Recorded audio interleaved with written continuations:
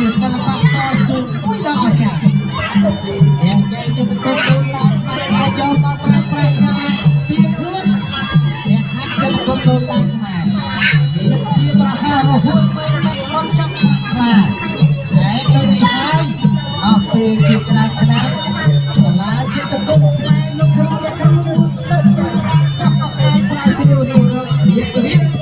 ចងក្រងកសាងដើម្បីចូលរួមអភិវឌ្ឍយុទ្ធសាស្ត្រខ្មែរបានធ្លាប់តែស្លាប់បាត់បង់អស់ជាច្រើនទសវត្សរ៍មកហើយនេះលោកគ្រូអ្នកគ្រូ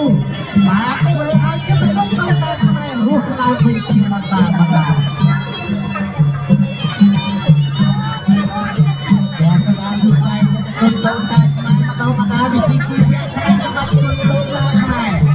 យើងទឹកនោះដោយស្នាគុណមានជាគ្រូជាសិស្សមន្ត្រីសាខាបានច្រើនកន្លែងទូទាំងប្រទេសបងប្អូនយើងស្រឡាញ់យុទ្ធសាស្ត្រដូនតាខ្មែរហើយតែយើងស្រឡាញ់យុទ្ធសាស្ត្រស្រឡាញ់គុណខ្មែរគេហ៊ានលះបង់គេហ៊ានដល់ពីកម្លាំងហ៊ានលះបង់ទឹកកាត់ហ៊ានលះបង់កម្លាំងកាយហ៊ានលះបង់ទាំងអស់តែម្ដង